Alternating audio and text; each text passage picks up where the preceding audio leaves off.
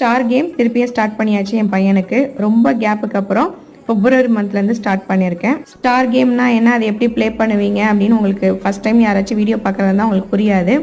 அதை பற்றின வீடியோ வந்து கீழே டேக் பண்ணுறேன், கண்டிப்பாக வந்து செக் பண்ணி பாருங்கள்.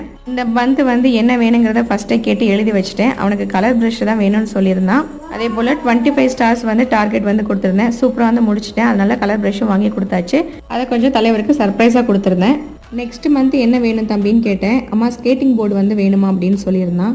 தம்பி 30 ஸ்டார்ஸ் தம்பி அதுக்கு அப்படின்னா, சரிம்மா நான் கண்டிப்பாக கம்ப்ளீட் பண்ணுறேன்னு சொல்லியிருக்கான். கம்ப்ளீட் பண்ணானா இல்லையானா நான் நெக்ஸ்ட் மந்த்து கண்டிப்பாக அப்டேட் பண்ணுறேன். மார்ச் 5ஆம் தேதியிலேருந்து லென்த் டேஸ் வந்து ஸ்டார்ட் ஆயிடுச்சு.